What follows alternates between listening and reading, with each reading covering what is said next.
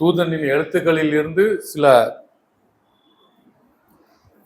ஆதாரங்கள், நம்முடைய கருத்துக்கு இசைவாக இருக்கக்கூடிய ஆதாரங்களையும் நம்ம எடுத்து இந்த பாடத்தை தயாரிச்சிருக்கிறோம். பாடத்தின் தலைப்பு என்ன அப்படின்னு பார்த்தோம்னா,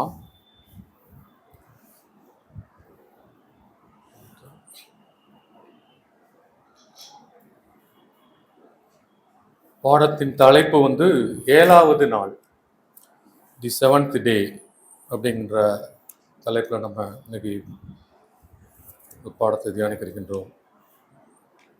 7வது நாள் அப்படின்னா என்ன நமக்கு தெரியும்? 7வது நாள் அப்படி சொன்னா நம்ம என்ன? ராஜ்யத்தை அடையாளப்படுத்தும். சரி, ராஜ்யத்தை மட்டும் தான் அடையாளப்படுத்துமா? Very good. அதாவது 7வது நாள் அப்படிங்கிறது நமது ஆண்டவராய் இயேசு கிறிஸ்துவினுடைய ராஜ்யத்தை அடையாளப்படுத்தும்.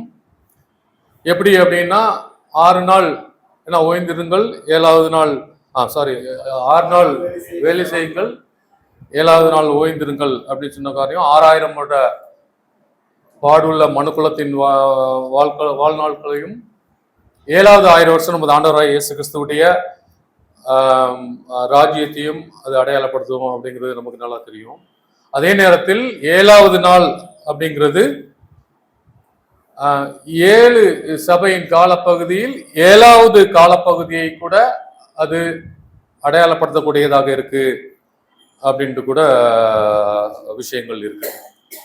நம்ம இப்போ என்ன பார்க்க போறோம் அப்படின்னு பார்த்தீங்கன்னா, 7வது சபையின் காலப்பகுதி 7th டே அப்படிங்கிற விஷயம் வந்து 7வது சபை காலப்பகுதியை அடையாளப்படுத்துகின்ற அநேக சம்பவங்களை எடுத்து நம்ம இன்னைக்கு தியானிக்க இருக்கிறோம்.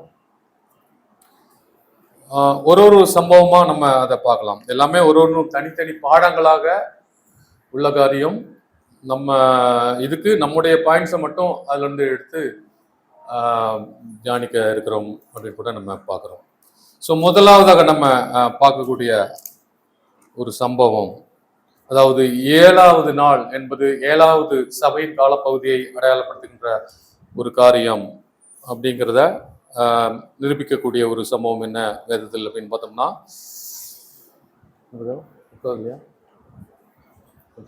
ஓகே அப்படின்னு கூட நம்ம என்ன பார்க்க போறோம் அப்படின்னு பார்த்தீங்கன்னா, எசேக்கியேல் புத்தகத்தில் 43ஆம் அதிகாரம் 18 to 27 வசனங்கள் வந்து எதை சொல்லப்படுது, எதை பற்றி பேசுது அப்படின்னு பார்த்தோம்னா, அந்த பலிபீடம் அர்ப்பணிக்கப்படுற அந்த விஷயங்களை பற்றி பேசுது. அதுல பார்த்தீங்கன்னா ஒரு 7 நாட்கள் அங்க குறிப்பிடப்பட்டிருக்கும். அந்த 7 நாட்கள் செய்யப்படுகின்ற பலிகள் என்னென்ன பலிகள்லாம் இருக்கு, ஸோ அந்த பலிகள் எவைகளை அடையாளப்படுத்துகின்றன போன்ற காரியங்கள் அந்த எசேக்கியேல் 43ஆம் அதிகாரத்தில் சொல்லப்பட்டிருக்கு அப்படின்னு கூட நம்ம பார்க்குறோம். அதை கூட வாசிங்க. எசேக்கியேல் 43ஆம் அதிகாரம் 18ஆம் வசனம் முதல். பின்னும் அவர் என்னை நோக்கி, மனுபுத்திரனே, கர்த்தராகிய ஆண்டவர் உரைக்கிறது என்னவென்றால், பலிபீடத்தை உண்டு பண்ணும் நாளிலே அதன் மேல் தகன பலி இடுகிறதற்கும் அதன் மேல் ரத்தம் தெளிக்கிறதற்குமான கட்டளைகள் யாவன? எனக்கு ஆராதனை செய்கிறதற்கு என்னிடத்தில் சேருகிற சாதோக்கின் வம்சத்தாரான லேவி கோத்திரத்தாராகிய ஆசாரியர்களுக்கு நீ பாவ நிவாரண பலியாக ஒரு இளங்காளையை கொடுப்பாயாக என்று கர்த்தராகிய ஆண்டவர் சொல்கிறார். அதன் இரத்தத்தில் கொஞ்சம் எடுத்து அதன் 4 கொம்புகளிலும் சட்டத்தின் 4 கோடிகளிலும் சுற்றி இருக்கிற விளிம்பிலும் பூசி பாவ நிவர்த்தி செய்து அதை சுத்திகரித்து, பின்பு பாவ நிவாரணத்தின் காளையை கொண்டு போய் அதை ஆலயத்திலே பரிசுத்த ஸ்தலத்துக்கு புறம்பாக குறிக்கப்பட்ட இடத்திலே சுட்டு எரிக்க வேண்டும். 2ஆம் நாளிலே பழுதற்ற ஒரு வெள்ளாட்டு கடாவை பாவ நிவாரணத்துக்காக பலியிடுவாயாக. அவர்கள் இளங்காளையினாலே பலிபீடத்தை சுத்தி செய்தது போல பாவ நிவாரணம் செய்ய வேண்டும். நீ பாவ நிவாரணத்தை முடித்த பின்பு பழுதற்ற ஒரு இளங்காளையையும் பழுதற்ற ஒரு ஆட்டுக்கடாவையும் மந்தையிலிருந்து எடுத்து பலியிடுவாயாக. அவைகளை கர்த்தருடைய சந்நிதியில் பலியிடுவாயாக. ஆசாரியர்கள் அவைகளின் மேல் உப்பு தூவி அவைகளை கர்த்தருக்கு தகன பலியாக இழக்கிறவர்கள். 7 நாள் வரைக்கும் தினம் தினம் பாவ நிவாரணத்துக்காக ஒரு வெள்ளாட்டு கடாவை படைப்பாயாக. பழுதற்றவர்கள் ஆவன இளங்காளையையும் மந்தையிலிருந்து எடுத்த ஆட்டுக்கடாவையும் படைப்பார்களாக. 7 நாள் வரைக்கும் பலிபீடத்தை பாவ நிவர்த்தி செய்து அதை சுத்திகரித்து பிரதிஷ்டை பண்ண கடவர்கள். அந்நாட்கள் முடிந்த பின்பு 8ஆம் நாள் முதல் ஆசாரியர்கள் பலிபீடத்தின் மேல் உங்கள் தகன பலிகளையும் உங்கள் ஸ்தோத்திர பலிகளையும் படைப்பார்களாக. அப்பொழுது உங்களை அங்கீகரிப்பேன் என்று கர்த்தராகிய ஆண்டவர் சொல்கிறார். அப்ப இந்த அந்த ப்ரொசீடிங்ஸ்ல பாத்தீங்கன்னா 7 நாட்கள் வந்து ஒரு சுத்திகரிப்புக்கான பலிகள் செய்யப்படுகிற ஒரு காலமாக இருக்கின்றது. இப்ப இந்த 7 நாட்கள் எதை அடையாளப்படுத்துகின்றது அப்படின்னு பாத்தீங்கன்னா, சுவிசேஷ யுகத்தில் உள்ள 7 சபையின் காலத்தை அது அடையாளப்படுத்துகின்றது. இப்ப முதல் நாள்ல என்ன பலி செலுத்தப்படுகின்றது? காளை பலி இல்லையா? முதல் புல்லக் எப்ப செலுத்தப்படுது? எனக்கு 33 AD-ல காளை பலி யாரை அடையாளப்படுத்துது? நமது ஆண்டவராகிய இயேசு கிறிஸ்துவனுடைய ஈடு பலியை அது அடையாளப்படுத்தக்கூடிய ஒரு காலமா இருக்கு. சாரி,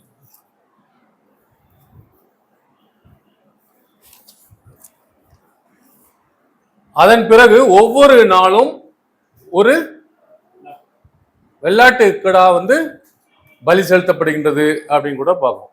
அப்ப 7 நாட்களிலும் 7 வெள்ளாட்டு கடா பலி செலுத்தப்படுகின்றது. இது எதை அடையாளப்படுத்துகின்றது? Very good brother. அப்போ 7 சபையின் காலப்பகுதியில் அந்த சபையாராக அழைக்கப்பட்ட அந்த ஜனங்கள் வந்து செய்கின்ற பலிகளை கூட அது அடையாளப்படுத்துது அப்படின்னு கூட நம்ம பார்க்கணும். அப்போ AD 33ல அந்த முதலாம் சபையின் ஆரம்பத்தில் காளை பலி கொடுக்கப்படுகின்றது. அது பிறகு ஒவ்வொரு நாளும் ஒவ்வொரு ஆட்டுக்கிடா பலி செலுத்தப்படுகின்றது. 7 நாள் வரை அது பலி செலுத்தப்படுகின்றது. இப்ப 7வது சபையின் காலத்தின் துவக்கம் எது? 1874 வந்து 7வது சபையின் துவக்க காலம். அதுதான் எதின் துவக்கம்? அறுவடையின் துவக்கம். Very good brother. அறுவடையின் துவக்கமாகவும் இருக்கின்றது. அப்ப 7ஆம் சபை காலப்பகுதியின் ஆரம்பம் வந்து 1874, அது அறுவடையின் துவக்க காலமாகவும் இருக்கின்றது அப்படின்னு கூட நம்ம பார்க்கணும் இல்லையா? Right, okay. இது முதல் சம்பவம். 8ஆம் நாள் எதை அடையாளப்படுத்தும்? அதுல ராஜ்யத்தை அடையாளப்படுத்தும் அப்படின்னு கூட நம்ம பார்க்கிறோம். எசேக்கியேல் 43ஆம் அதிகாரம் 27ஆம் வசனம். எசேக்கியேல் 43ஆம் அதிகாரம் 27ஆம் வசனம். அந்நாட்கள் முடிந்த பின்பு 8ஆம் நாள் முதல் ஆசாரியர்கள் பலிபீடத்தின் மேல் உங்கள் தகன பலிகளையும் உங்கள் ஸ்தோத்திர பலிகளையும் படைப்பார்களாக. அப்பொழுது உங்களை அங்கீகரிப்பேன் என்று கர்த்தராகிய ஆண்டவர் சொல்கிறார். அப்ப 8வது நாள் வந்து இந்த பலிகள் முழுவதும் செலுத்தப்பட்ட பலிகள் எல்லாரும் ஒரு அங்கீகரிக்கக்கூடிய ஒரு காலம். அது 8வது நாள். அது வந்து ராஜ்யத்தை அடையாளப்படுத்தக்கூடிய ஒரு காலமாக இருக்கின்றது அப்படின்னு கூட நம்ம பார்க்கணும். சரி, 2வது ஒரு சம்பவம் என்ன? அதாவது 7 நாட்கள். 7வது நாள் வந்து சபையின் 7வது சபையின் காலப்பகுதியான லவோதிக்கா சபையின் காலப்பகுதியை அடையாளப்படுத்துகின்றது அப்படிங்கிறதுக்கான ஆதாரம் லேவியர் ஆகமத்தில் ஆசாரிய பிரதிஷ்டை செய்த அந்த காரியத்துக்கு ஒப்புமையாக இருக்கின்றது. லேவியர் ஆகமம் 8ஆம் அதிகாரம் 33ஆம் வசனம். லேவியர் ஆகமம் 8ஆம் அதிகாரம் 33ஆம் வசனம். பிரதிஷ்டையின் நாட்கள் நிறைவேறும் வரைக்கும் 7 நாள் ஆசரிப்பு கூடார வாசலை விட்டு புறப்படாதிருங்கள். 7 நாளளவும் நீங்கள் பிரதிஷ்டைப்படுத்தப்படுவீர்கள். அப்ப ஆசாரியர்கள் பிரதிஷ்டை பண்ற காலப்பகுதி காலம் எவ்வளவு? 7 நாட்கள். அப்ப அது எதற்கு நிழலாக இருக்கின்றது அப்படின்னு பார்த்தோம்னா, சுவிசேஷ யுகத்தில் 7 சபையின் காலப்பகுதியில் ராஜ்யத்தில் ஆசாரியர்களாக வேலை செய்ய போறவங்களுக்கு தயாரிப்பு வேலை, பிரதிஷ்டை வேலை அங்க நடக்குது. அது அடையாளப்படுத்துகின்றது. இந்த 7 நாட்கள் சுவிசேஷ யுகத்தின் 7 சபையின் காலங்களை அடையாளப்படுத்துவதாக இருக்கின்றது அப்படின்னு கூட பார்க்கிறோம். இது 2வது ஒரு சம்பவம். 7வது நாள் 7ஆம் சபையின் காலத்தை அடையாளப்படுத்துவது அப்படின்னு கூட பார்க்கிறோம். அடுத்து 3வது சம்பவம் என்ன அப்படின்னு பார்த்தோம்னா, இந்த இஸ்ரேல் ஜனங்கள் வந்து இந்த பண்டிகைகள் ஆசரிப்பாங்க இல்லையா, 2 சீசன்ல அவங்க ஆசரிப்பாங்க. என்னென்ன சீசன்லாம் ஆசரிப்பாங்க?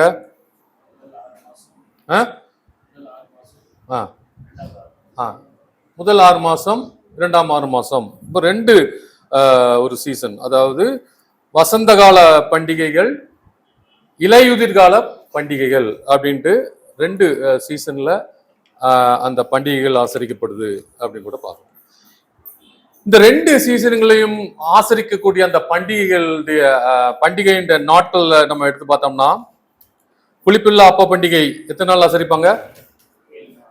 7 நாள் ஆசரிப்பாங்க அப்படின்னு கூட பார்க்கிறோம். அப்போ வசந்த கால பண்டிகையில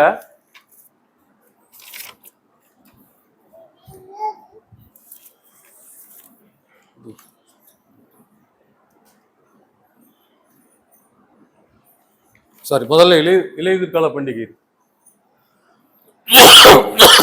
முதல்ல வசந்த காலத்தை பார்ப்போம். சரியா, முதல்ல வருது வசந்த காலம் தான். லேவியராகமம் 23ஆம் அதிகாரம் 7-8 வசனங்கள் பார்க்கலாம். லேவியராகமம் 23ஆம் அதிகாரம் 7ஆம் வசனம் முதல். முதலாம் நாள் உங்களுக்கு பரிசுத்தமான சபை கூடுதல். அதிலே சாதாரணமான யாதொரு வேலையையும் செய்ய வேண்டாம். 7 நாளும் கர்த்தருக்கு தகன பலியிட வேண்டும். 7ஆம் நாள் பரிசுத்தமான சபை கூடுதல். அதில் சாதாரணமான யாதொரு வேலையும் செய்யலாகாது என்று சொல் என்றார். இது வந்து என்ன பண்டிகை?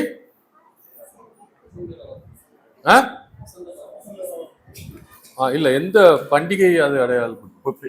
புளிப்பில்லா அப்ப பண்டிகை அது அடையாளப்படுது. எத்தனை நாள் ஆசரிக்கிறாங்க? 7 நாள். 7 நாள் அது ஆசரிக்கப்படுது அப்படின்னு கூட நம்ம பார்க்கிறோம். அப்ப இந்த 7 நாட்களும் புளிப்பு இருக்கக்கூடாது. இப்ப இது எதற்கு நிழலாக இருக்கு அப்படின்னு பார்த்தோம்னா, சுவிசேஷ யுகத்தில் சபையின் 7 சபையின் காலப்பகுதியில் அது அடையாளப்படுத்துவதாக இருக்கின்றது அப்படின்னு கூட நம்ம பார்க்கிறோம். அடுத்து இலையுதிர்கால பண்டிகை மேல இருக்குது இல்லையா, ஆட்டம் சீசன். லேவியராகமம் 23:39. லேவியராகமம் 23ஆம் அதிகாரம் 39ஆம் வசனம். நிலத்தின் பலனை நீங்கள் சேர்த்து வைக்கும் 7ஆம் மாதம் 15ஆம் தேதி முதல் கர்த்தருக்கு பண்டிகையை 7 நாள் ஆசரிக்க கடவீர்கள். முதலாம் நாளிலும் ஓய்வு, 8ஆம் நாளிலும் ஓய்வு. இது வந்து இது என்ன பண்டிகை?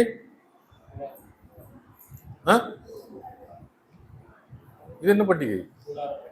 Very good. இது வந்து கூடார பண்டிகை. இலையுதிர் காலத்தில் 7 நாள் ஆசரிக்கப்படுற அந்த பண்டிகை வந்து கூடார பண்டிகை.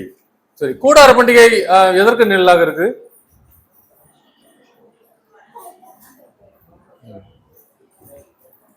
ராஜ்யத்தில் ஆசரிக்கக்கூடிய ஒரு பண்டிகை, அது அந்த பண்டிகை ராஜ்யத்திற்கு நிழலாக இருக்கின்றது. அப்ப அதுல எப்படி நம்ம அந்த 7 நாட்கள் பொருத்த முடியும்? இதுலயும் 7 நாள் ஒரு பண்டிகை ஆசரிக்கப்படுது.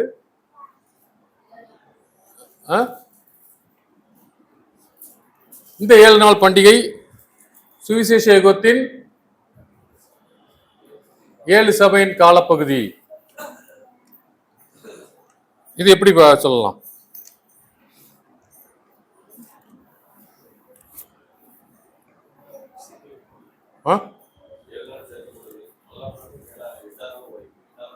ஓய்வு இல்ல, அந்த பண்டிகை வந்து நம்ம ராஜ்யத்துக்கு தானே சொல்றோம்.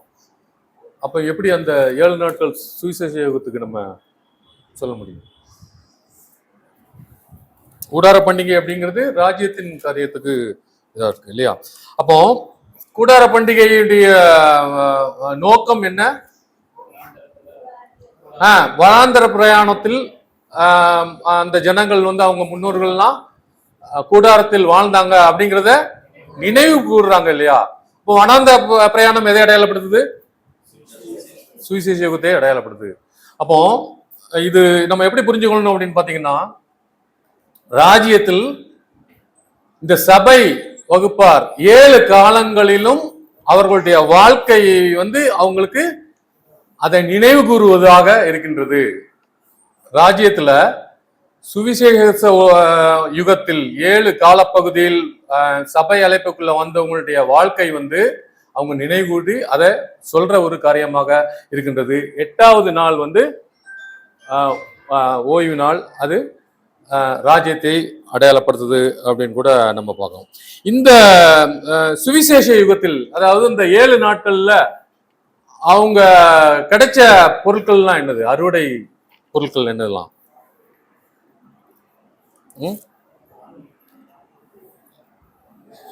ஒலிவ எண்ணெய், கோதுமை மற்றும் திராட்சை ரசம் இல்லையா?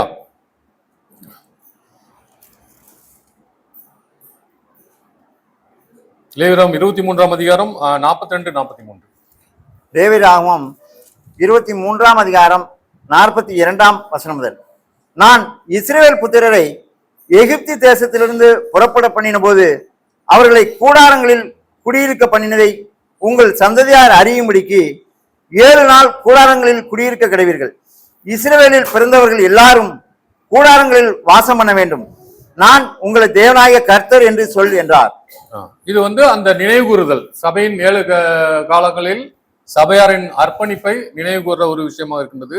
இன்னும் லேவியராகமம் 23ஆம் அதிகாரம் 34ஆம் வசனம். லேவியராகமம் 23ஆம் அதிகாரம் 34ஆம் வசனம். நீ இஸ்ரவேல் புத்திரரோட சொல்ல வேண்டியது என்னவென்றால், அந்த 7ஆம் மாதம் 15ஆம் தேதி முதல் 7 நாள் அளவும் கர்த்தருக்கு ஆசரிக்கும் கூடார பண்டிகையாய் இருப்பதாக. 39ஆம் வசனம். நிலத்தின் பலனை நீங்கள் சேர்த்து வைக்கும் 7ஆம் மாதம் 15ஆம் தேதி முதல் கர்த்தருக்கு பண்டிகையை 7 நாள் ஆசரிக்க கடவீர்கள். 1ஆம் நாளிலும் ஓய்வு, 8ஆம் நாளிலும் ஓய்வு. இந்த நிலத்தின் பலனை அவங்க சேகரிக்கிறாங்க இல்லையா? என்னென்னலாம் சேகரிக்காங்க அப்படின்னு பாத்தீங்கன்னா, திராட்சை ரசம், ஒலிவ எண்ணெய், கோதுமை, இந்த 3 விஷயங்களை சேகரிக்கிறாங்க. அப்ப இது எதற்கு நிழலாக இருக்கு அப்படின்னு பார்த்தோம்னா,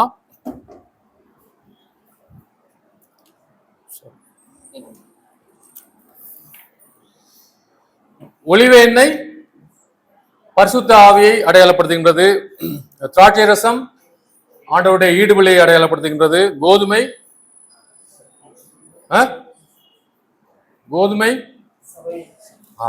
சபை அடையாளப்படுத்துகிற ஒரு காரியமாக இருக்கின்றது. அப்ப சுவிசேஷ யுகத்தில் அறுவடை செய்யப்பட்ட பொருட்கள் என்னலாம் அப்படின்னு பாத்தீங்கன்னா, இந்த 3 விஷயம், திராட்சை ரசம், ஒலிவ எண்ணெய், கோதுமை, இது 3ம் சுவிசேஷ யுகத்தில் தானே கிடைக்குது இல்லையா? கிடைக்கா இல்லையா? சரிதானே? எப்படி? ஆண்டவருடைய ஈடுபலி முதல் 33 ஏடியில் கிடைக்கு, முதல் சபையின் முதல் காலத்தில். அடுத்தாப்புல ஒலிவ எண்ணெய், அதுவும் அப்பதான் பரிசுத்தாவி கொடுக்கப்படுதா? பெந்தைகோஸ்து நாள்ல, அதுவும் அப்பதான் அந்த முதல் சபையின் காலப்பகுதியில் கிடைக்குது. அப்புறம் கோதுமை அறுவடை எப்ப நடக்குது? 7ஆம் சபை காலத்தில் சபை வந்து நிறைவு அடைய போற ஒரு காரியம் அப்படின்னு கூட நம்ம பார்க்கிறோம். அப்ப சுவிசேஷ யுகத்தில் அறுக்கப்பட்ட, அதாவது அறுவடை செய்யப்பட்ட 3 காரியம் என்ன அப்படின்னு பார்த்தோம்னா, திராட்சை ரசம், ஒலிவ எண்ணெய், கோதுமை. இது எதை அடையாளப்படுத்துகின்றது அப்படின்னு பார்த்தோம்னா, ஈடுபலியையும், ஆண்டவருடைய ஈடுபலியையும், பரிசுத்த ஆவி சபைக்கு கொடுக்கப்படுதலையும், சபை வகுப்பார் வந்து அவர்களின் நிறைவு அடைவத விஷயத்தையும் அது அடையாளப்படுத்துது அப்படின்னு கூட பார்க்கணும். ஸோ 8ஆம் நாளில் அது உலகத்திற்கு ஒரு ஆசீர்வாதத்தை கொண்டு வர போன்ற ஒரு காரியமாக இருக்கின்றது. ராஜ்யத்தை அது அடையாளப்படுத்துகின்றது அப்படின்னு கூட நம்ம பார்க்கணும். அடுத்த காரியம் என்ன அப்படின்னு பார்க்கணும்னா,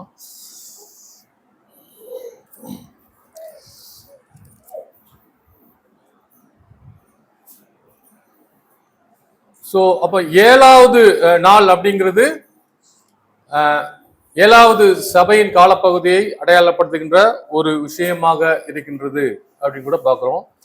ஏழாம் சபையின் காலம் எப்போ தொடங்குது அப்படின்னு பார்த்தா 1874 தொடங்குது அப்படின்னு கூட பார்ப்போம். 1874 அறுவடை காலமும் ஆரம்பிக்குது அப்படிங்கிற ஒரு விஷயம் கூட நம்ம பார்க்குறோம். இப்ப இந்த பாடத்தை பாருங்க, டேனியல் 9ஆம் அதிகாரம் 27ஆம் வசனம். தானியேல் 9ஆம் அதிகாரம் 27ஆம் வசனம். அவர் ஒரு வாரமளவும் அநேகருக்கு உடன்படிக்கையை உறுதிப்படுத்தி அந்த வாரம் பாதி சென்ற போது பலியையும் காணிக்கையும் ஒழிய பண்ணுவார். அருவருப்பான செட்டைகளோடு பாலாக்குகிறவன் வந்து இறங்குவான். நிர்ணயிக்கப்பட்டிருக்கிற நிர்மூலம் பாலாக்குகிறவன் மேல் தீரு மட்டும் சொரியும் என்றான். அப்ப அந்த 70 வார டேனியல் தீர்க்கதரிசனம், 70 வார தீர்க்க தரிசனம் குறித்து மெசியாவினுடைய வருகை எப்போ இருக்கும், அவருடைய பலி எப்போ செலுத்தப்படுவாரு, இந்த காரியத்தை குறித்து சொல்லப்படுற ஒரு விஷயம். இல்ல ஆண்டவர் எப்போ வர்றாரு? AD 29 அபிஷேகம் பண்ணப்பட்டாரு. ஞானஸ்தானம் எடுத்த வருடம் AD 29. அதிலிருந்து 3 வருஷம் போனா ஆண்டவருடைய மரணம் மற்றும் உயிர்த்தெழுதல் நடக்குது. எப்போ? கரெக்டா 3 வருஷம் கழிச்சு 29 ஆண்டவர் அபிஷேகம் பண்ணப்படுகிறார் மெசியாவாக. 3 வருட காலப்பகுதிக்கு பிறகு பார்த்தீங்கன்னா, அதாவது AD 33 அவர் மரித்து உயிர்த்தெழுந்து விடுகின்றார். அதாவது சபைக்கு தலையாகிய கிறிஸ்து வந்து AD 33 மரித்து உயிர்த்தெழுகிறார். அதாவது 3 வருஷம் கழிச்சு இது நடக்கு. இதுக்கு பேரல் அடுத்து சரீரமாகிய சபைக்கு நம்ம வர்றோம். டேனியல் 12ஆம் அதிகாரம் 11-12. இது நமக்கு நல்லா தெரிஞ்ச ஒரு விஷயம் இல்லையா? 1335 வருடம் காத்திருந்து சேர்கிறவன் பாக்கியவான் அப்படிங்கிற அந்த வசனம் கூட வாசித்திருங்க. டேனியல் 12, 11, 12. தானியேல் 12ஆம் அதிகாரம் 11ஆம் வசனம் முதல். அன்றாட பலி நீக்கப்பட்டு பாலாக்கும் அருவருப்பு ஸ்தாபிக்கப்படும் காலம் முதல். இதான் அந்த காலம். அன்றாட பலி நீக்கப்பட்டு பாலாக்கும் அருவருப்பு ஸ்தாபிச்ச வருஷம். என்ன சம்பவம் நடந்துச்சு அதுல? போப்பு வந்து மதம் மற்றும் அரசியல் அதிகாரத்தை, முழு அதிகாரத்தை பெற்ற ஒரு வருடம் 539. இதுதான். அப்புறம் வந்து 1290 நாள் செல்லும். 1335 நாள் மட்டும் காத்திருந்து சேருகிறவன் பாக்கியவான். அதுல இருந்து 1335 நாள் சென்று சேர்கிறவன் பாக்கியவான். அப்போ அந்த நாள்ங்கிறது வருஷமா கன்வெர்ட் ஆகுது. எந்த வருஷத்துல வந்து நிற்கும் அப்படின்னு பார்த்தோம்னா 1874 ஆண்டவருடைய 2ஆம் வருகை சம்பவிச்ச ஒரு வருடம் இல்லையா? அப்போ முதல் படத்துல என்ன பார்த்தோம்? அவருடைய 1ஆம் வருகையில் ஞானஸ்தானம் எடுத்து 3 வருடம் கழிச்சு அவர் வந்து மரித்து உயிர் தெழுந்தாரா? 1ஆம் வருகை, அதிலிருந்து 3 வருடம் ஞானஸ்தானம், உயிர்த்தெழுதல், தலை வந்து ரெடி ஆயிட்டு.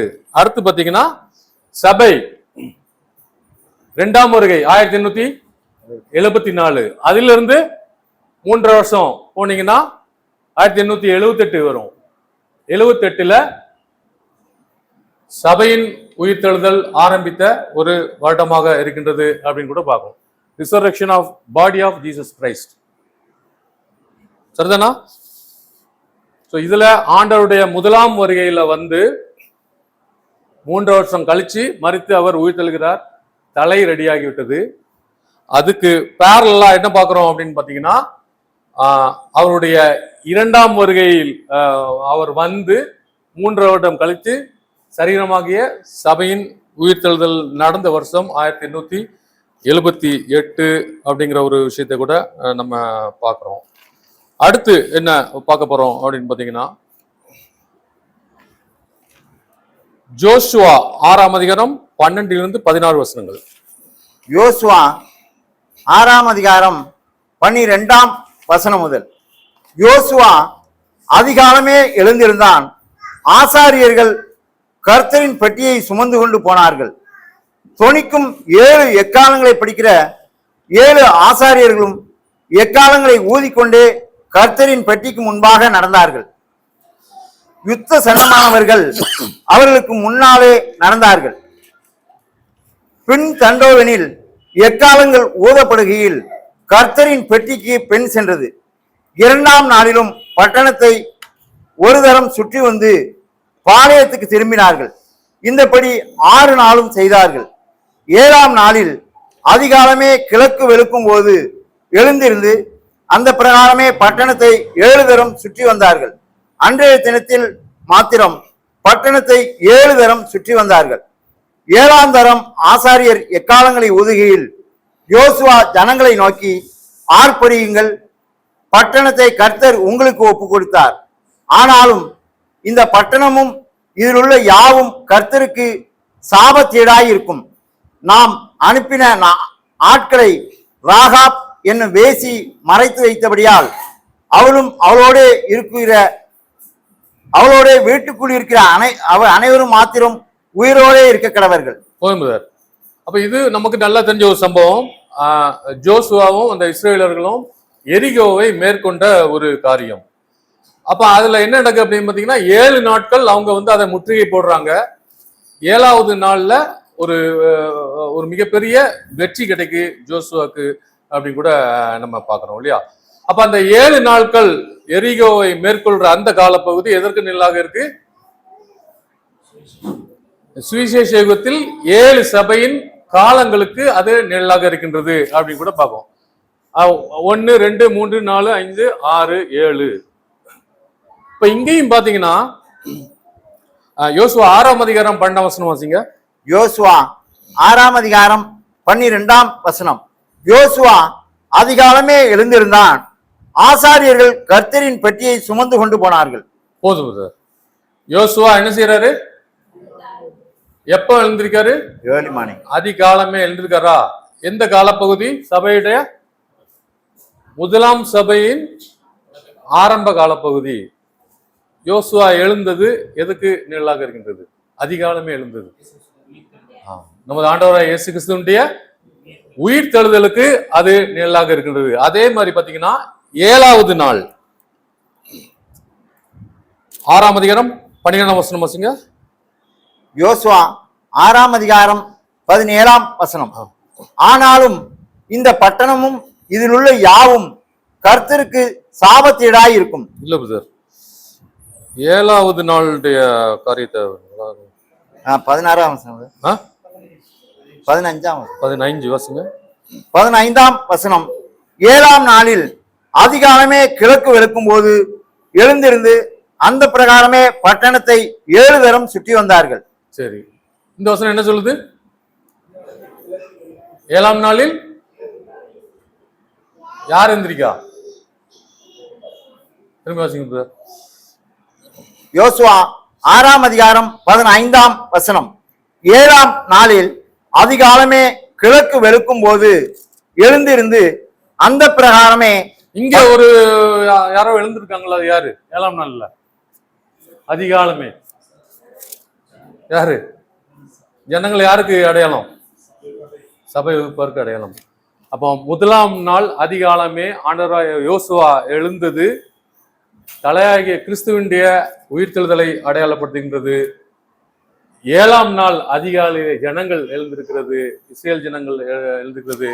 சரீரமாகிய சபையின் உயிர்த்தெழுதலை அது அடையாளப்படுத்துது. அப்ப 7ஆம் நாள் எதுக்கு அடையாளமா இருக்குது? 7ஆம் சபையின் அதிகாலை அப்படிங்கிறது சபையின் ஆரம்ப காலத்தை அது அடையாளப்படுத்துகின்றது அப்படின்னு கூட பார்ப்போம். அப்ப அறுவடை 1874 ஆரம்பிச்சுட்டு அப்படின்னாலே அங்கிருந்து அந்த விஷயங்கள் தொடங்கிட்டு அப்படின்னு கூட நம்ம பார்க்கணும். ஸோ அறுவடைனா என்னது? முதல்ல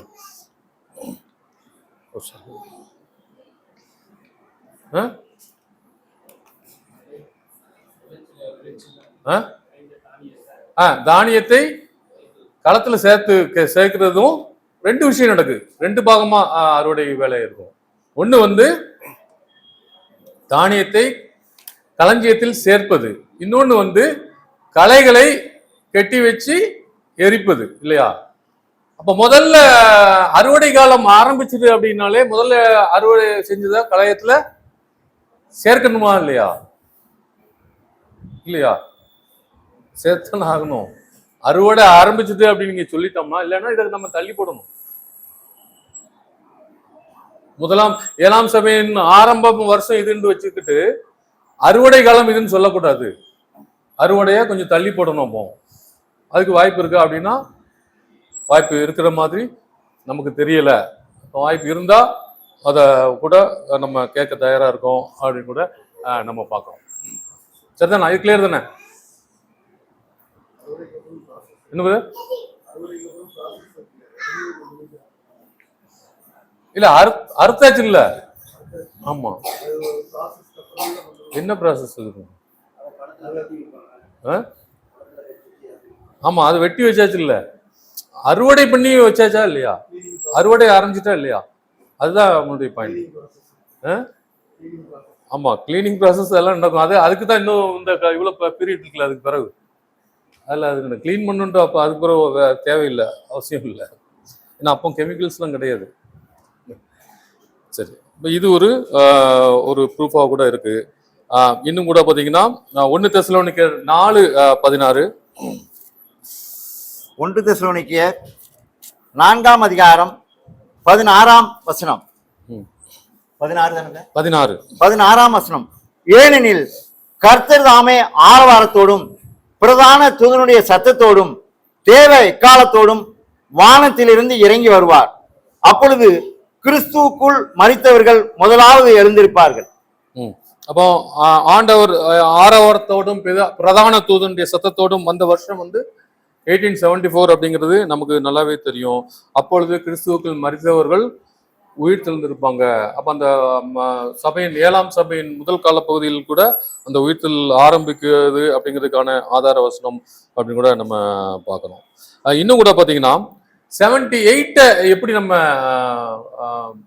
ஃபோக்கஸ் பண்றோம் அப்படிங்கிறதுக்கு கூட நம்ம ஆதாரங்கள் கொடுக்கலாம். ஏன்னா ஏற்கனவே நம்ம கொடுத்துட்டோம் இல்லையா? அந்த 3 வருஷம் பேரல்ல ஒரு ஆதாரம் இருக்கு.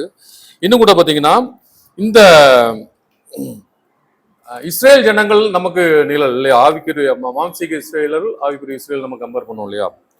அப்ப இந்த மாம்சீக இஸ்ரேலர்கள் தங்களுக்கு ஆசீர்வாதங்கள், அதாவது ரெட்டிப்பான தண்டனை அடைந்து தீர்ந்த பிறகு அவர்களுடைய ஆசீர்வாதமான காலங்கள் ஆரம்பித்த வருடம் அப்படின்னு பார்த்தோம்னா அதுவும் எங்க வருது அப்படின்னு பார்த்தீங்கன்னா 1878 வருது. எப்படி சொல்லலாம்? 1878 மாம்சீக இஸ்ரேலருக்கு நடந்த காரியங்கள் என்ன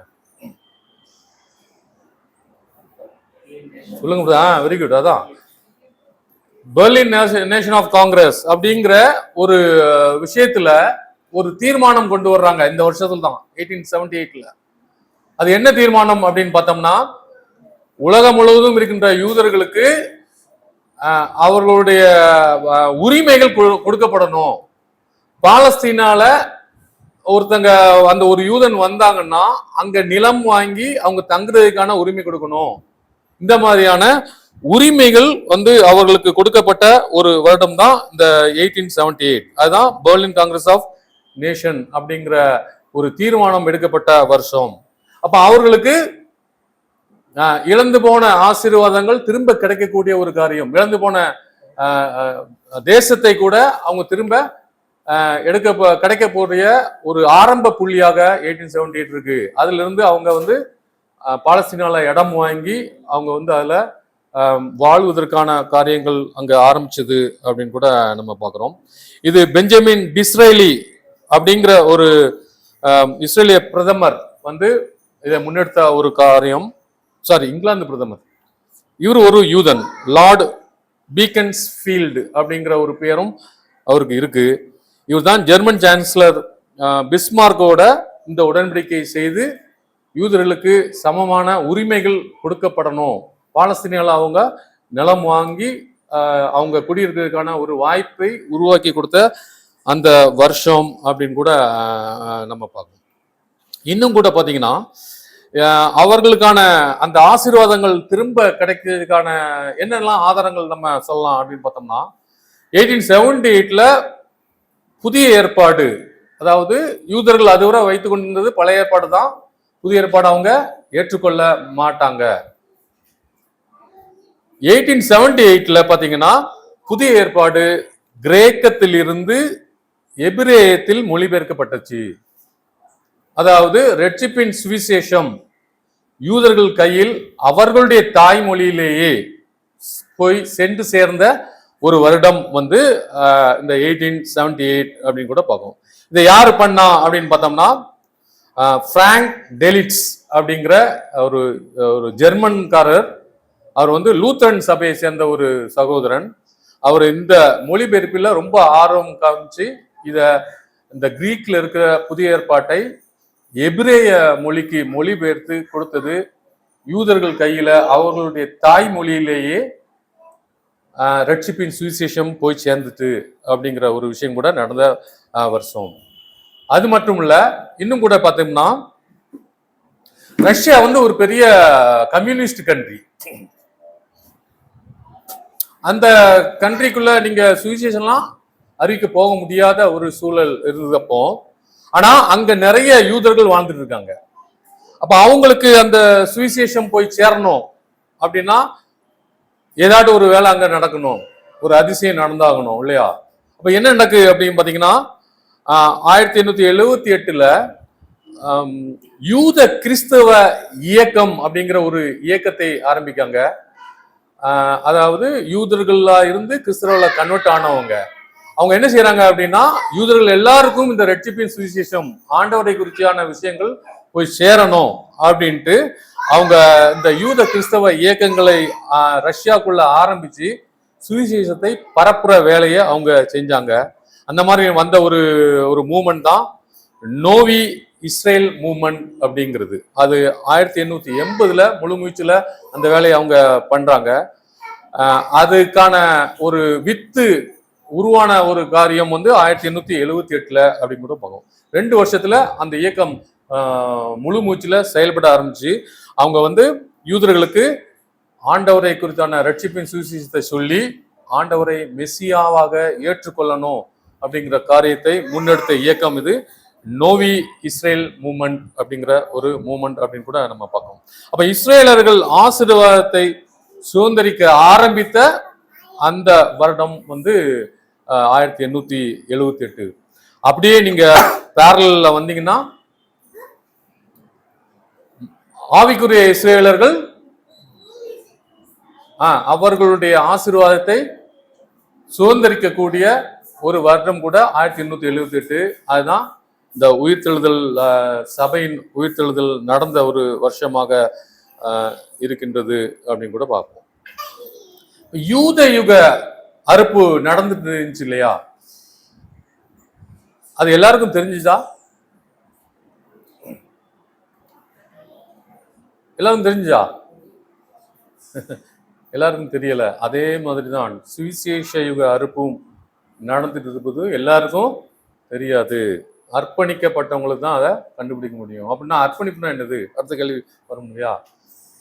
அர்ப்பணிப்புனா என்னது? அர்ப்பணிப்புனா என்னது? தேவனுடைய வேலை செய்யறது தானே அர்ப்பணிப்பு. தேவனுடைய வேலையை செய்யறது எல்லாமே அர்ப்பணிப்புன்னு எடுத்துக்கொள்ள முடியுமா?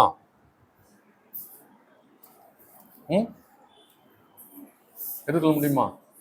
நான் ஒரு தேவனுடைய வேலையை பயங்கரமா செய்யறேன், அதை அர்ப்பணிப்பு நீங்க எடுத்துக்கிட்டீங்களா? எடுத்துக்க மாட்டீங்களா? என்ன சிஸ்டர் எப்படி சொல்லிட்டீங்க?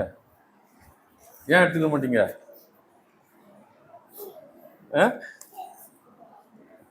கேட்கல.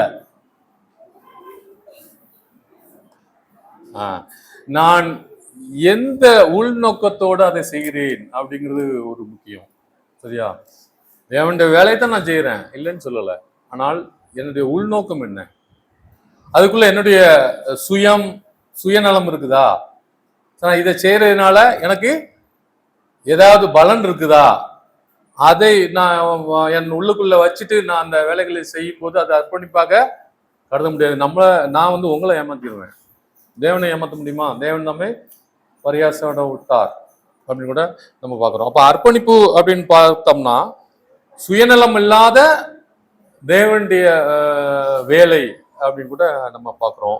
அந்த மாதிரி யாரு மனசுக்குள்ள என்ன இருக்குன்னு நமக்குலாம் தெரியாது. நம்ம தேவன் இல்லை இதயத்தை பார்க்கறதுக்கு. அப்போ அவர் பார்ப்பார் அதை. ஒரு அர்ப்பணிப்பு அப்படின்னா சுயநலம் இல்லாமல் இவங்க என்னென்ன வேலை பார்க்குறாங்களா அப்படின்னு கூட நம்ம பார்ப்போம். ஓகே, அடுத்தப்பல பார்த்தீங்கன்னா நம்ம இந்த ஜோஷுவா விஷயங்கள் பார்த்தோம் இல்லையா? ஜோஷுவா 6ஆம் அதிகாரத்துல அந்த எரிகோவின் அழிவு. ஸோ அந்த காரியத்தை பத்தி நம்ம போன வாரம் நம்ம பேசணும் இல்லையா டிஸ்கஷன்ல.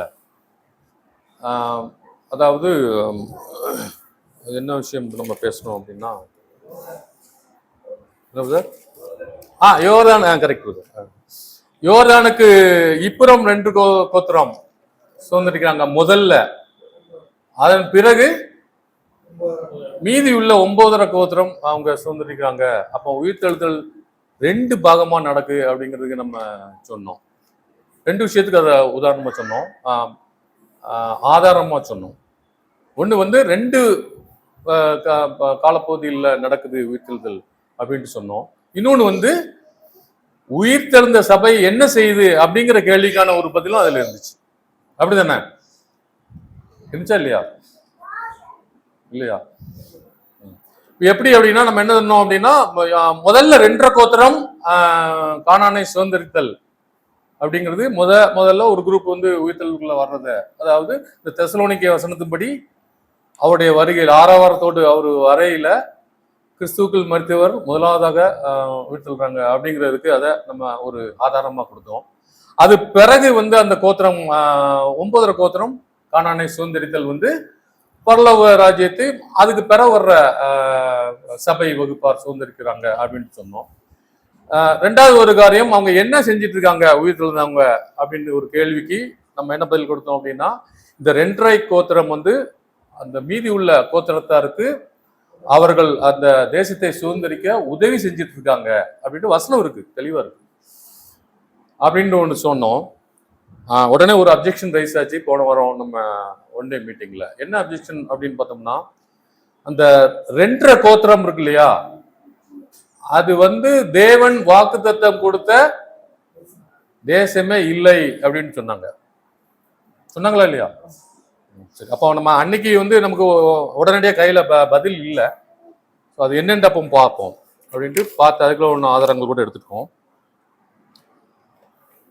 அப்போ தேவன் ஆபிரகாமுக்கு வாக்குத்தத்தம் பண்ண எல்லைகள் நமக்கு தெரியணும் இல்லையா? தெரிஞ்சா நம்ம வந்து கிளீனா அதுக்குள்ள வருதா, அதுக்கு வெளியே அந்த 2.5 கோத்திரம் சுதந்திரித்த இடம் இருக்கா அப்படிங்கிற விஷயத்தை கூட நம்ம பார்த்துடலாம்.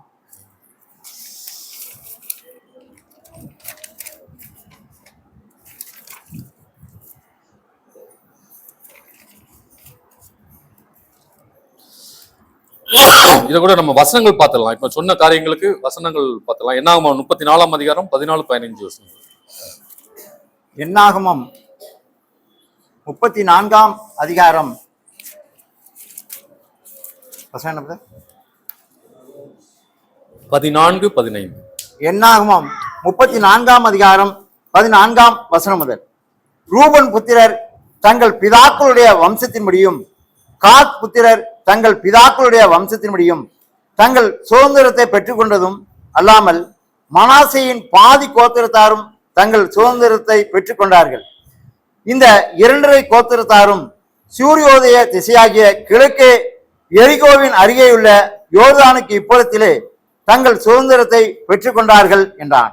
சரி, அப்போ யோர்தானுக்கு கிழக்கே இந்த 2.5 கோத்திரம் முதல்ல சுதந்திரத்தை பெற்றுக்கொண்டாங்க அப்படிங்கிறதுக்கான அந்த ஆதார வசனம் அது அப்படின்னு கூட நம்ம பார்க்கிறோம்.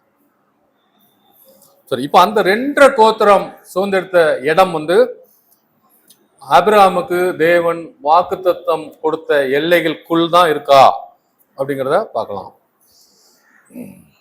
இந்த படத்தை பாருங்க. இதுதான் அந்த 2.5 கோத்திரத்துக்கான இடம்.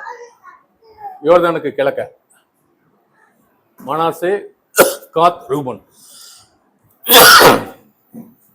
இது வந்து மீதம் உள்ள 9 கோத்திரம் சுதந்திரித்தது. ஸோ எல்லைகள் இருக்கிற வசனத்தை நம்ம இப்போ பார்க்கலாம். தேவன் ஆபிரகாமுக்கு வாக்குத்தத்தம் கொடுத்த எல்லைகள் எங்கெல்லாம் இருக்கு அப்படிங்கிறத வாசிக்கலாம். ஆதியாகமம் 15ஆம் அதிகாரம் 18ஆம் வசனம்.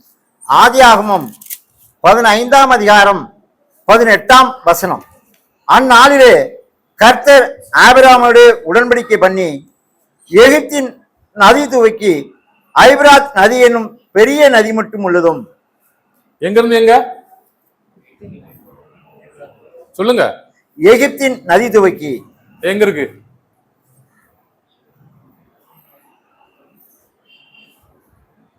எகிப்தின் நதி துவக்கி நைல் ரிவர். சோ இங்க முதல் தொடங்கி ஐபிராத். ஐபிராத் எங்க இருக்கு?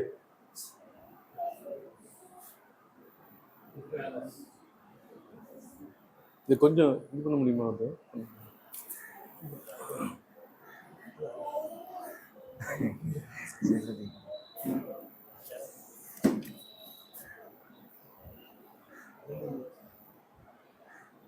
போதும் பிரதர். Thank you brother. கீழே கீழே கீழே.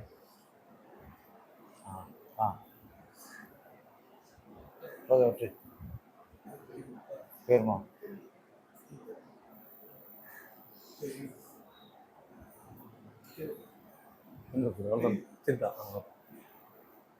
யூப்ரட்டிஸ் ரிவர் இருக்கிற இடம் இது. Great river. ஸோ இங்க இருந்து எகிப்தின் நதி தொடங்கி ஐப்ராத் வரைக்கும் இங்க வர இருக்குதா? சரி, அடுத்த எல்லை பாருங்க. எக்ஸோடஸ் 23:31. யாத்திராகமம் 21 23:19. 23:31.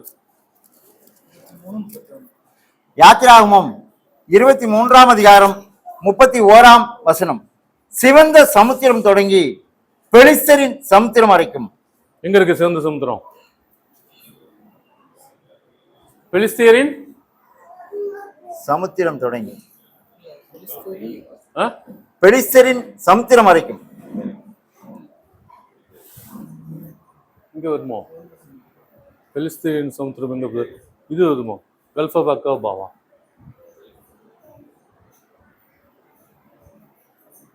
சிவந்த சமுத்திரம் இங்க கல்ஃப் ஆஃப் அக்காபா. அப்ப இந்த எல்லை இப்படி வருதா யூப்ரட்டிஸ் நதி வரைக்கும்? எதுல வருது? இங்க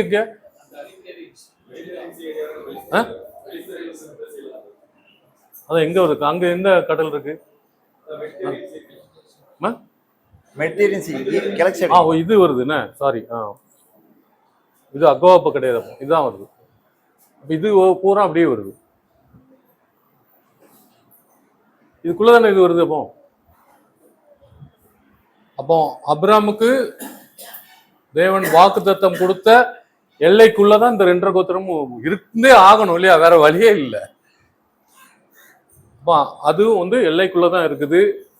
அப்போ பரம கானானுக்கு போற பரலோகத்துக்கு போற விஷயத்தை தான் அதுவும் அடையாளப்படுத்துது அப்படின்னு கூட நம்ம பாக்குறோம்.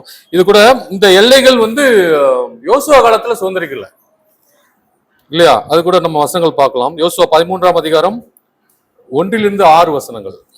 யோசுவா 13ஆம் அதிகாரம் 1ஆம் வசனம் முதல்.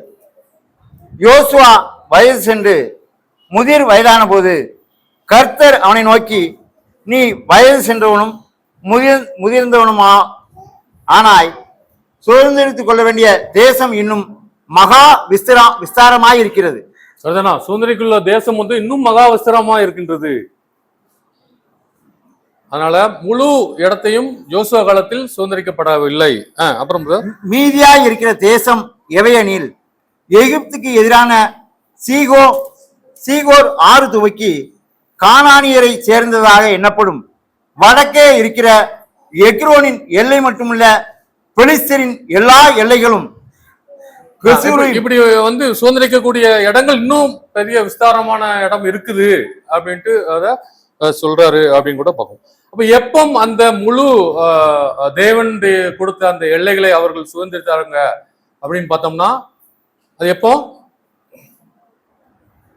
தாவீது காலத்துல தான் முழு மூச்சுல யுத்தம் நடந்து அந்த எல்லைகள் எல்லாம் சுதந்திரிக்காங்க. சாலமோன் காலத்தில் அந்த எல்லை முழுவதும் அவர் ஆட்சி புரிகிறார் சமாதானத்தோட அப்படின்னு கூட 1 ராஜாக்கள் 4ஆம் அதிகாரம் 21ஆம் வசனம் வாசிக்கலாம். 1 ராஜாக்கள் 4ஆம் அதிகாரம் 21ஆம் வசனம். நதி தொடங்கி பெலிஸ்தர் தேச வழியாய் எகிப்தின் எல்லை மட்டும் இருக்கிற சகல ராஜ்யங்களையும் சாலமோன் ஆண்டு கொண்டிருந்தான். அவர்கள் சாலமோனுக்கு காணிக்கைகளை கொண்டு வந்து அவன் உயிரோடு இருந்த நாளெல்லாம் அவனை சேவித்தார்கள். சரிதானா? தேவன் ஆபிரகாமுக்கு கொடுத்த வாக்குத்தத்தத்தின் எல்லைகள் ஆதியாகமம் 15:18 இருக்குது. இந்த எல்லைகளை முதல்ல யோசுவா காலத்தில் சுதந்திரிக்கவில்லை. எதுக்கு ஆதார வசனம் வந்து யோசுவா 13:1.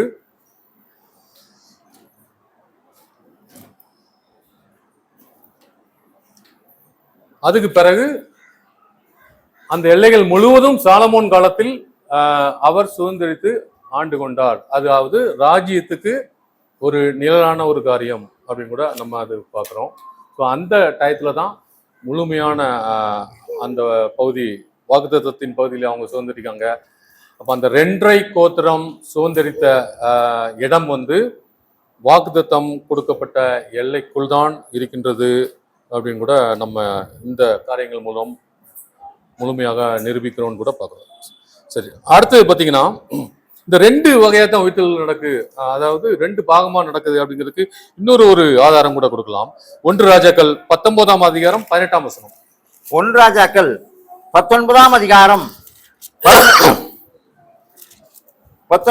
அதிகாரம் 18ஆம் வசனம். ஆனாலும் பாகாலுக்கு முழங்காது இருக்கிற முழங்கால்களையும் அவனை முத்தம் செய்யாது இருக்கிற வாய்களையும் உடைய 7000 பேரை இஸ்ரவேலிலே மீதியாக வைத்திருக்கிறேன் என்றார். இந்த சம்பவம் நல்லா தெரியும் நமக்கு இல்லையா? ஆகாப் ஏசபெலின் ஒரு கொடுமையான காரியத்திலிருந்து தப்பிச்சு போற ஒரு காரியம். எலியா தப்பிச்சு போறாரு. அவரு போறது எங்க போறாரு அப்படின்னு பாத்தீங்கன்னா இந்த சம்பாஷணை நடக்கிறது ஒரே மலையில வச்சு நடக்குது. 1 ராஜாக்கள் 19:8 வாசிங்க. 1 ராஜாக்கள் 19ஆம் அதிகாரம் 8ஆம் வசனம். அப்பொழுது அவன் எழுந்திருந்து புசித்து குடித்து அந்த போஜனத்தின் பலத்தினால் 40 நாள் இரவு பகல் ஓரேப் என்னும் தேவனுடைய பர்வதம் மட்டும் நடந்து போனான். ஓரேப் என்னும் தேவனுடைய பர்வதத்துக்கு நடந்து போறான். அது எதுக்கு அடையாளம் இருக்கு?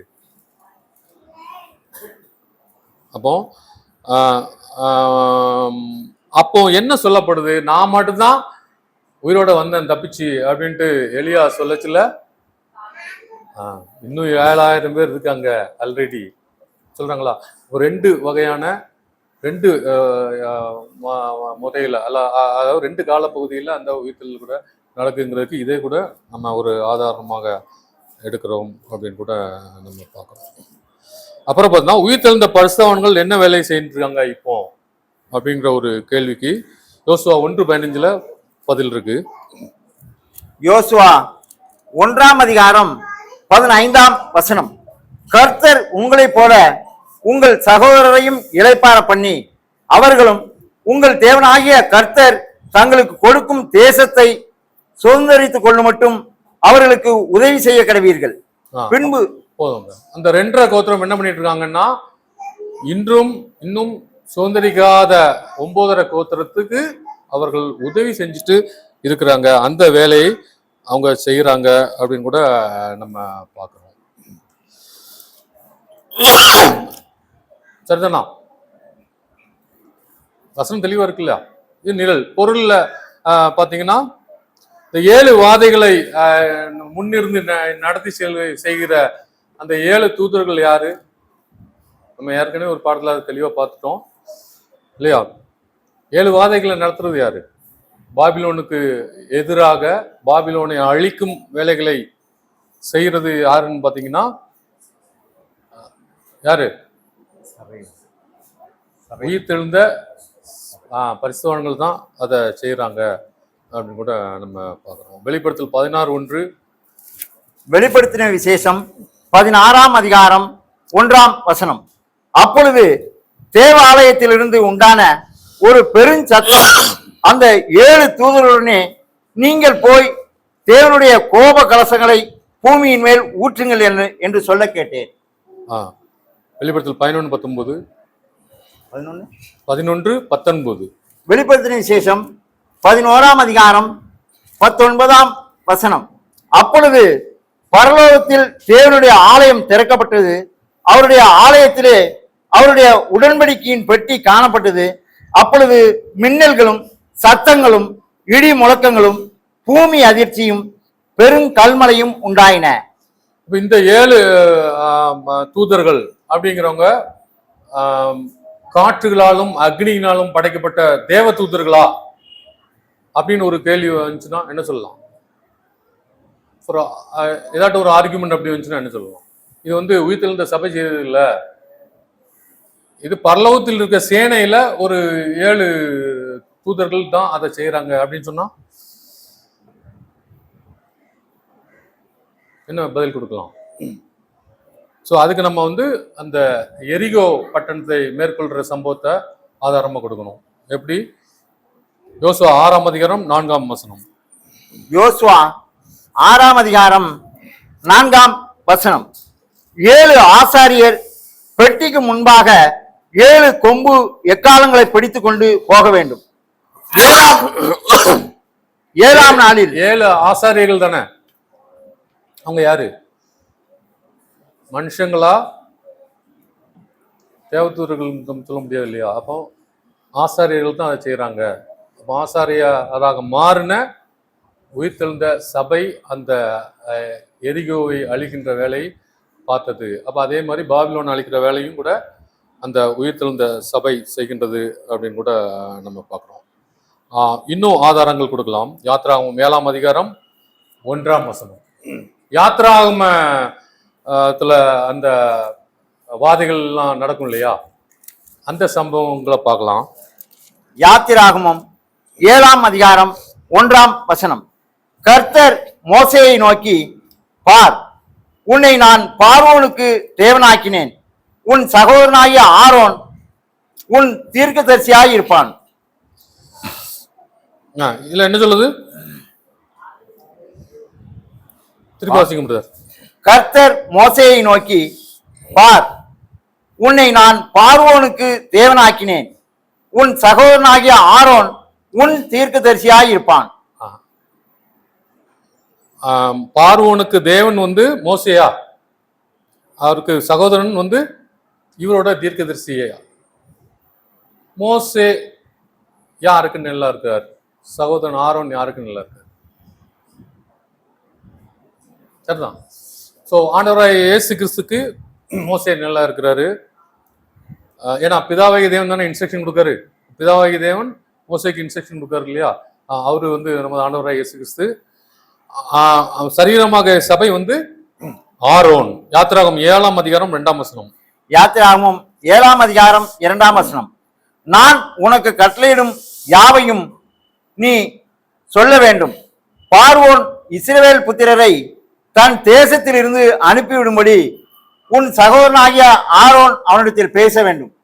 அப்போ ஆண்டவர் கொடுக்கிற இன்ஸ்ட்ரக்ஷன் படி சபை செய்கிற அந்த வேலைகளை அது அடையாளப்படுத்துவதாக இருக்கு. 9ஆம் வசனம். 9ஆம் வசனம். உங்கள் பட்சத்திற்கு ஒரு அற்புதம் காட்டுங்கள் என்று பார்வோன் உங்களோட சொன்னால், அப்பொழுது நீ ஆரோனை நோக்கி உன் கோலை எடுத்து அதை பார்வோனுக்கு முன்பாக போடு என்பாயாக, அது சர்ப்பமாகும் என்றார். 10ஆம் வசனம். மோசேயும் ஆரோனும் பார்வோனிடத்தில் போய் கர்த்தர் தங்களுக்கு கட்டளையிட்டபடி செய்தார்கள். ஆரோன் பார்வோனுக்கு முன்பாகவும் அவன் ஊழியக்காரருக்கு முன்பாகவும் தன் கோலை போட்டான், அது சர்ப்பமாயிற்று.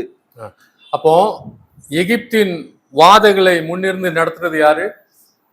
மோசேயும் ஆரோனும் தானே. 2 பேரும் சேர்ந்து பண்ணுவாங்க பாருங்க. அது நல்லா அதை நீங்க வாசிட்டு பார்த்தீங்கன்னா, தேவன் இன்ஸ்ட்ரக்ஷன் கொடுப்பாரு. மோசே இவருக்கு ஆரோனும் கொடுப்பாரு. ஆரோனும் மோசையும் அதுல ஒரு ஒன்றிணைந்து ஒத்திசைவோட அந்த வேலைகளை செஞ்சிட்டு இருப்பாங்க.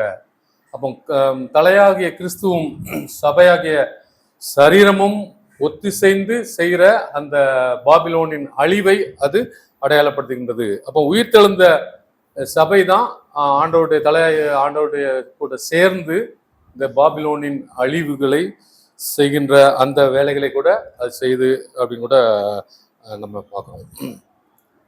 இன்னும் பார்த்தீங்கன்னா சிம்சோனுடைய வாழ்க்கையில் 7 நிலைகள். அது எதுக்கு நல்லா இருக்கு? சபையின் 7 காலப்பகுதிக்கு நல்லா இருக்கு இல்லையா? ஸோ முதல் காலப்பகுதி என்ன அப்படின்னு பார்த்தீங்கன்னா, முதல் சபை பெலிஸ்திய பெண்ணுடன் ஒரு என்ன நடக்குது? பெலிஸ்திய பெண்ணுடன்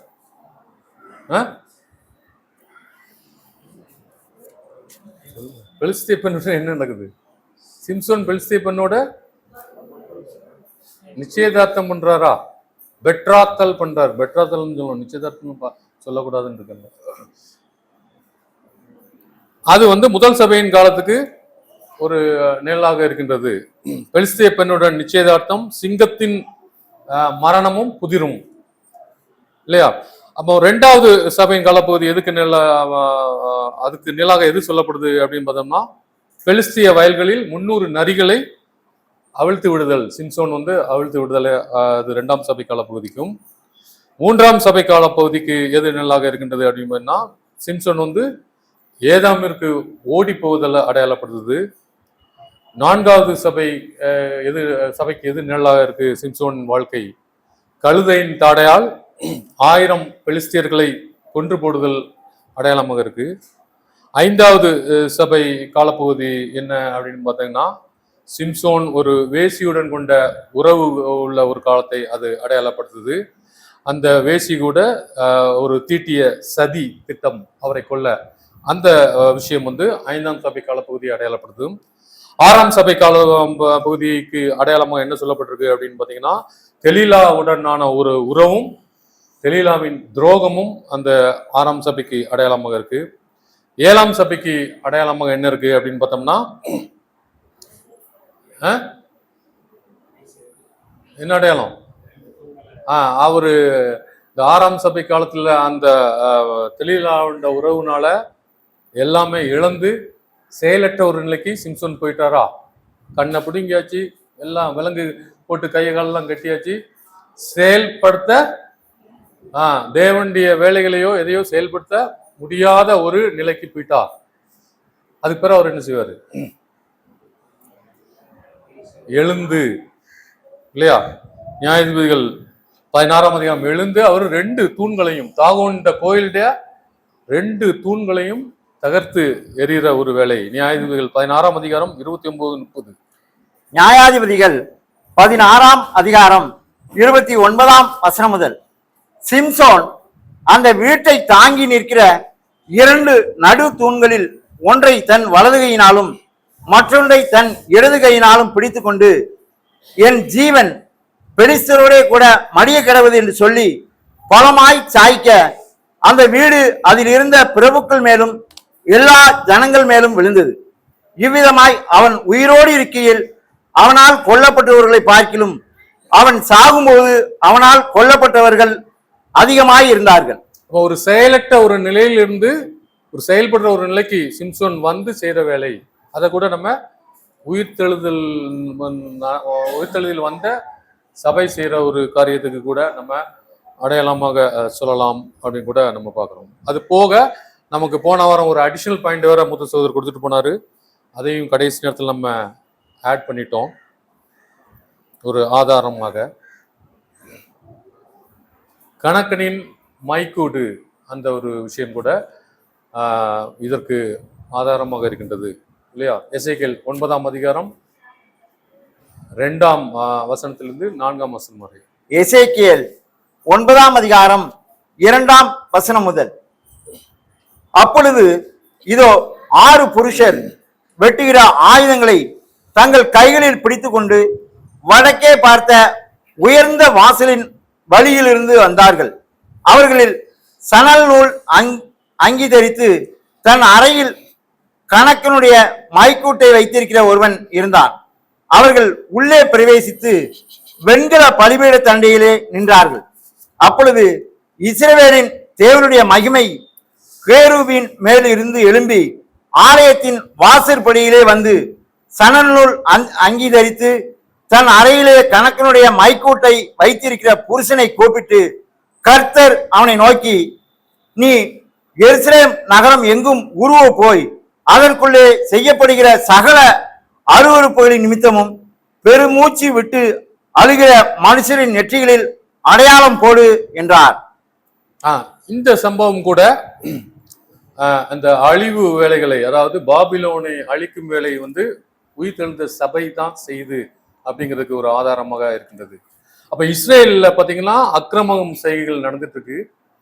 தேவனை விட்டு அவங்க பாகால்களுக்கு வணக்கம் செலுத்திட்டு இருக்காங்க. உருவங்களை வச்சு கும்பிட்டு இருக்காங்க.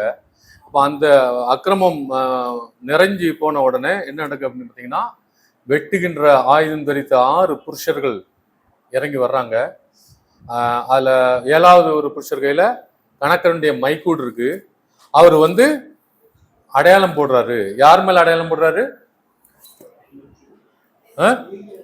சகல அருவருப்புகளின் நிமித்தமும் பெருமூச்சு விட்டு அழுகிற மனுஷரின் நெற்றிகளில். அங்க நடக்கிற அருவருப்புகளை பார்த்து அவங்களால ஒண்ணும் செய்ய முடியல. அதை பார்த்து பெருமூச்சு விடுறாங்க, அழுகுறாங்க, துக்கப்படுறாங்க, வேதப்படுறாங்க. அவங்க மேல மட்டும் அந்த அடையாளம் போடப்படுது. ஏன்னா அவங்க காக்கப்படுவதற்காக அவர்கள் மேல் போடப்படுகின்ற அடையாளம். மற்றவங்க எல்லாத்தையும் அந்த வெட்டுகிற ஆயுதம் தெரித்த ஆயுததாரிகள் 6 புருஷர்கள் அவங்கள பூரா சங்காரம் பண்றாங்க அப்படின்னு கூட நம்ம பார்க்கணும். ஸோ இதுவும் கூட பாபிலோனை அழிக்கின்ற அந்த அன்னைக்கு இருந்து அந்த கரப்டட் இஸ்ரேல் பெயர் சபைகளுக்கு, பொய்யான போலி மதங்களுக்கு அடையாளமாக இருக்கின்றது. அந்த பெயர் சபைகள் எல்லாமே அழிக்கிற வேலைகளை கூட இந்த 7 புருஷர்கள் செய்யறாங்க. இந்த மைக்கூட போட்டு மை போடுறது யாரு அப்படின்னு பார்த்தீங்கன்னா, 7ஆம் சபையின் தூதரான பிரதர் மூத்த சகோதரர் ரசல் அவர்களை அது அடையாளப்படுத்துவதாக இருக்கு அப்படின்னு கூட நம்ம பார்க்குறோம். அப்போ அந்த உயிர்த்தெழுந்த சபை செய்யும் காரியங்கள் தான் இது. அதாவது சகோதரர்களுக்கு இன்னும் மாம்சத்தில் இருக்கிற சபைக்கு உதவி பண்றாங்க. பாபிலோனை அழிக்கிறதுக்கும் ஆன வேலைகளை கூட அவங்க முன்னெடுத்து ஆண்டவருக்காக கூட சேர்ந்து அதை முன்னெடுத்து அந்த வேலைகளை கூட செஞ்சிட்டு இருக்காங்க அப்படின்னு கூட நம்ம பார்க்குறோம். இந்த ஸ்ட்ரீம் ஆஃப் டைம் அப்படிங்கிற அந்த புக்ல பிரதர் டேவிட் ரைஸ் என்ன கடைசியில இந்த அத்தியாயத்துக்கு கீழே என்ன போட்டிருக்காங்க அப்படின்னா, அவர் எழுதின அந்த விஷயங்களுக்கு கீழே, all the above is consistent with what the chronology indicates. The 7th millennium is not synchronous with the harvest but follows it அப்படின்ட்டு ஒரு வார்த்தையை விட கடைசியில் அவர் சேர்க்கிறாரு. அதுக்கு அர்த்தம் என்ன அப்படின்னு பார்த்தீங்கன்னா, மேற்கூறிய அனைத்தும் கால வரிசையை குறிப்பிடுவதோடு ஒத்து போகின்றன. ஆனா 7ஆம் ஆயிரம் அறுவடை காலத்துடன் ஒத்திசைவாக 7ஆம் ஆயிரம் அறுவடை காலத்துடன் ஒத்திசைவாக அமைவதில்லை, மாறாக அதை தொடர்கிறது அப்படின்ட்டு சொல்றாரு. என்ன சொல்ல வர்றாரு? அதாவது குரோனாலஜி எல்லாமே ஒத்திசைவா இருக்கு, அதுல ஒன்றும் பிரச்சனை இல்லை, லேட்டஸ்ட் குரோனாலஜி பத்தி அவர் சொல்றாரு. ஆனா என்ன நம்ம புரிஞ்சுக்கொள்ளணும் அப்படின்னா, 1000 ஆண்டோடைய அரசாட்சிக்கும் அறுவடைக்கும் சம்பந்தம் இல்லை. அது 1000 ஆண்டு அரசாட்சி அறுவடையை தொடர்கிறது, அறுவடைக்கு பின்னால் தான் அது நடக்கிறது அப்படிங்கிற ஒரு நோட்டை வேற நம்ம பிரதருக்கு கொடுத்துருக்காங்க அப்படின்னு கூட நம்ம பார்க்குறோம். எனவே அன்புக்குரிய சகோதர சகோதரிகளே, நாம் அறுவடை காலத்தில் இருக்கிறோம் என்பதற்கான அதிகமான ஆதாரங்கள் கூட தேவன் வெளிப்படுத்தியிருக்கிறார். நாம் செய்ய வேண்டிய காலம் என்ன, காரியம் என்ன அப்படின்னா, காலம் சமீபமாயிட்டு நமக்குரிய பங்கை நாம் சிறப்பாக செய்ய வேண்டும் அப்படிங்கிற ஒரு ஒரு விஷயம் மட்டும்தான் நம்ம இப்போ ஃபோக்கஸ் பண்ணணும் அப்படிங்கிற ஒரு காரியத்தை கூட நம்ம இந்த பாடத்தில் புரிஞ்சுக்கிறோம். ஸோ கடைசியாக ஒரு விடியலின் கவிதைகள் ஒன்று ஒரு அருமையாக இருந்துச்சு, அதை கூட நம்ம போடுறோம். அதை படித்து நம்ம இந்த பாடத்தை கூட முடிச்சிடலாம்.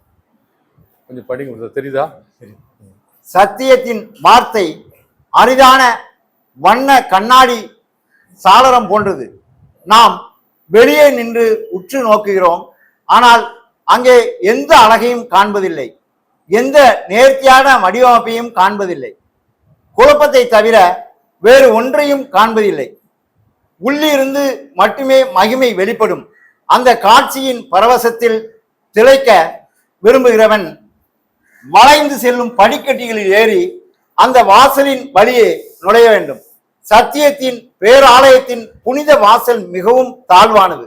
அங்கே நுழைய விரும்புகிற அனைவரும் ஆழ்ந்த பணிவுடன் மண்டியிட வேண்டும். ஆனால் உள்ளே நுழைந்ததும் பகலின் ஒளி பாய்ந்து வந்து ஒவ்வொரு வண்ணத்தையும் தெய்வீக பிரகாசம் மிக்கதாக ஆக்குகிறது. குருவின் மாபெரும் வடிவமைப்பை நாம் காண்கிறோம். வியப்பு, அன்பு மற்றும் புகழ்ச்சியின் பக்திமயமான பரவசத்தில் நம் கைகளை உயர்த்துகிறோம். ஸோ இதுதான் அந்த விடியலின் போயம், டான் போயம் சொல்லுது. அதில் என்ன சொல்லுது அப்படின்னா, இன்னைக்கு காலையில் நம்ம வாசித்த மன்னாவில் சொல்லப்பட்ட காரியம் தான் அதில் ரொம்ப இதாக இருக்குது. அந்த சத்தியத்தின் அழகை நம்ம ரசிக்கணும்னா அந்த வாசல் வந்து ரொம்ப குறுகினதாக இருக்குது. நமக்கு ஆழ்ந்த பணிவுடன் மண்டியிட வேண்டும். அப்போதான் நம்ம அதுக்குள்ளே போய் அதனுடைய அழகை ரசிக்க முடியும் அப்படின்னு கூட சொல்லப்படுது. எனவே அந்த பணிவுடன் நாம் அணுகும்போது நிச்சயமாக அநேக விஷயங்கள் நாம் தெரிந்து கொள்வோம் என்ற ஒரு காரியத்தை கூட நம்ம பார்க்கிறோம். ஸோ அன்புக்குரிய சகோதர சகோதரிகளே, நாம் கூட அந்த முதலாவது உயிர்த்தெழுதல் பங்கு பெற தேவன் நம் ஒவ்வொருவரையும் அவருடைய ஆவியின் மூலம் கிருபையாய் வழிநடத்துவாராக. ஆமென்.